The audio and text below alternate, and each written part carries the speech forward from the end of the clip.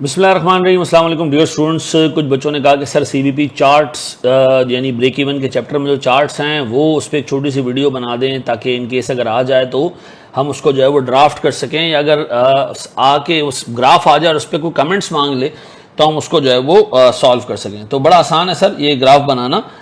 देखिए मेरे पास ग्राफ पे सर दो एक्सेस हैं।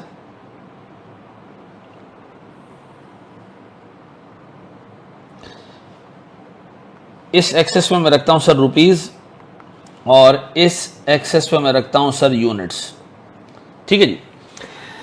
बताएं सर मेरे पास सबसे पहली कॉस्ट फिक्स कॉस्ट, उसको ड्राफ्ट करने जाते हैं सर। अब मुझे बताएं सर फिक्स कॉस्ट 0 यूनिट्स के ऊपर भी 0 यूनिट्स के ऊपर भी एग्जिस्ट करेगी। ठीक है जी, 0 यूनिट्स पे भी एग्जिस्ट करेगी और वो सर थ्रू आउट क्या रहेगी, कांस्टेंट रहेगी। ठीक है जी, थ्रू आउट कॉन्स्टेंट रहेगी, यानी तमाम यूनिट्स के लिए फिक्स कॉस्ट सेम रहेगी। ठीक है जी, अज्यूम करें जी मेरे पास फिक्स कॉस्ट ऐसे 100 रुपए की, तो ये तमाम यूनिट्स के ऊपर 100 रुपए रहेगी, चाहे यूनिट्स बढ़ते रहें, इसमें कोई तब्दीली नहीं आएगी। इस लाइन को मैं नाम दे रहा हूं फिक्स कॉस्ट का। डन।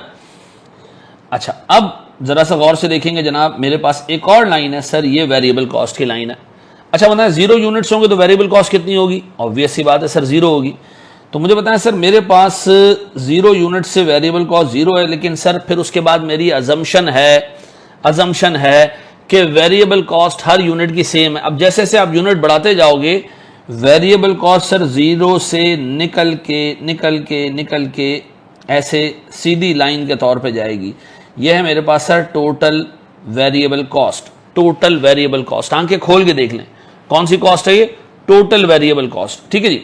सर मेरी अब तक की जो मैंने 2 लाइंस ड्रॉ की हैं इसमें अजम्पशंस क्या हैं जनाब? मेरे पास sir fix cost is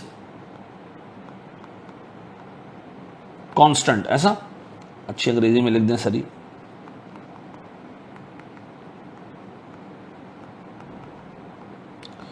for all levels of output. ठीक है जी, ये मेरे पास कांस्टेंट है सर। फिर वेरिएबल कॉस्ट पर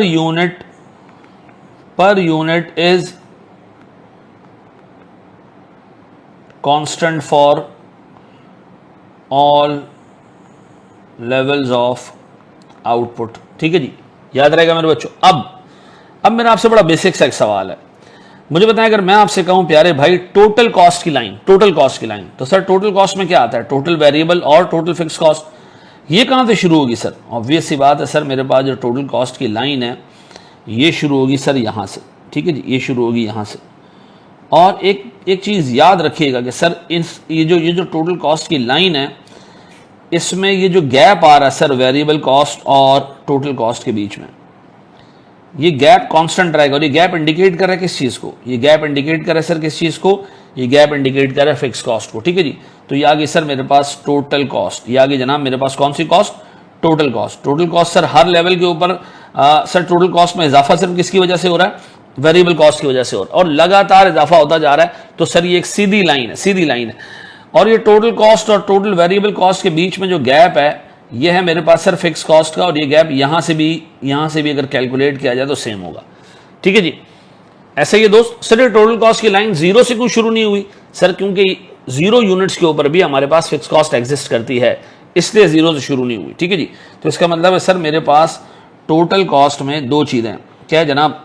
मेरे पास टोटल कॉस्ट में है variable cost, total variable cost plus total fix cost, ऐसा। तो सर फिक्स कॉस्ट तो कांस्टेंट रहेगी, और जो मेरे पास टोटल वेरिएबल कॉस्ट है ये है number of units multiply by variable cost per unit. ठीक है जी, ये मेरे पास टोटल वेरिएबल कॉस्ट हो जाएगी प्लस फिक्स कॉस्ट। अब मुझे बताएं सर ये क्या है मेरे पास? ये कांस्टेंट है सर। ये क्या है मेरे पास? सर ये भी कांस्टेंट है सर। नंबर ऑफ यूनिट्स आप क्या करते जा रहे हो? कंटिन्यूअसली इंक्रीज करते जा रहे हो। ठीक है जी, इंक्रीज या डिक्रीज करते जा रहे हो, यानी आप चेंज करते जा रहे हो, ऐसा। अगर आप इसको चेंज करोगे तो ही तो ये लाइन मूव होगी, और लाइन लगातार सर यहां से मूव होते हुए ऊपर की तरफ जा रही है। पक्का जी? अब आगे बढ़ने से 3 लाइनें समझ आ गई। मेरे पास पहली लाइन है फिक्स कॉस्ट की जो कि कांस्टेंट है। मेरे पास सर टोटल वेरिएबल कॉस्ट की लाइन ओरिजिन से शुरू हो रही है, 0 से शुरू हो रही है, और सीधा जा रही है सर, टोटल कॉस्ट की लाइन फिक्स कॉस्ट के पास से शुरू हो रही है, क्योंकि 0 यूनिट्स के ऊपर भी टोटल कॉस्ट में फिक्स कॉस्ट का एलिमेंट मौजूद होगा। अब बताएं सर, मेरे पास आखिरी लाइन में यहाँ ड्राफ्ट करने जा रहा हूँ, और वो लाइन है मेरे पास सर सेल्स की लाइन। अब मुझे बताएं सेल्स की line, sir sales per unit variable cost per unit से ज़्यादा होगा, sales per unit variable cost per unit से ज़्यादा होगा, और सर ये लाइन भी ओरिजिन से शुरू होगी, क्योंकि 0 वॉल्यूम पे सेल 0 होगी। ठीक है जी। फिर ये लाइन सर, गलत कलर पिक कर लिया हमने, ऐसा जी सर, ये लाइन यहाँ से शुरू होगी और ऐसे जाएगी ऐसा, और इसको ऐसे स्टीप कर दें थोड़ा सा। सर ये मेरे पास है टोटल सेल्स की लाइन, और अगर आप देखें सर मेरे पास ये लाइन भी ओरिजिन से शुरू हो रही है, ओरिजिन से शुरू हो रही है, स्ट्रेट लाइन है। स्ट्रेट लाइन का मतलब क्या है, मेरे पास sir selling price per unit is constant. ठीक है जी, selling price per unit constant है और नंबर ऑफ यूनिट्स बढ़ते जा रहे हैं तो सेल्स बढ़ती जा रही है। मुझे बताएं ये वेरिएबल कॉस्ट और टोटल, ये जो वेरिएबल कॉस्ट और टोटल सेल्स की लाइन है, ये शुरू एक जगह से हो रही है, लेकिन ये दोनों में स्टीपनेस में फर्क क्यों है, स्टीप क्यों है, सेल्स की जो कर्व है ये ज्यादा जो है वो स्टीप क्यों है सर? इस वजह से सर, इस वजह से कि टोटल सेल्स की जो लाइन है ये मेरे पास सर स्टीपर है then total variable cost, because sir मेरे पास selling price per unit is higher then variable cost per unit, ऐसा।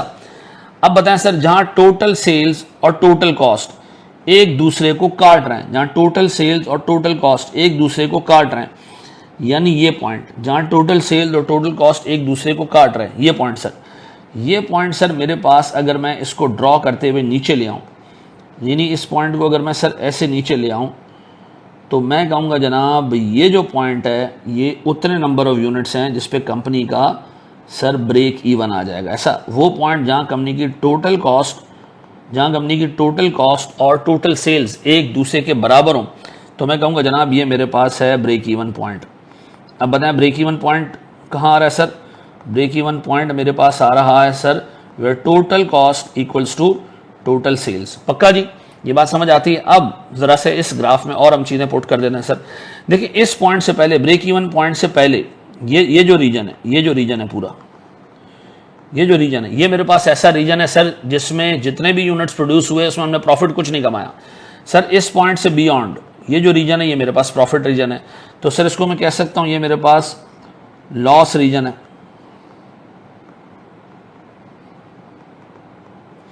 और सर ये जो आगे से शुरू हो रहा है ये मेरे पास क्या है जनाब? ये मेरे पास सर प्रॉफिट रीजन है। अब मेरा एक सवाल है, अगर कोई बंदा लॉस कैलकुलेट करना चाहे या प्रॉफिट कैलकुलेट करना चाहे तो कैसे कैलकुलेट कर सकता है? सर सीधी सी बात है, प्रॉफिट या लॉस बराबर है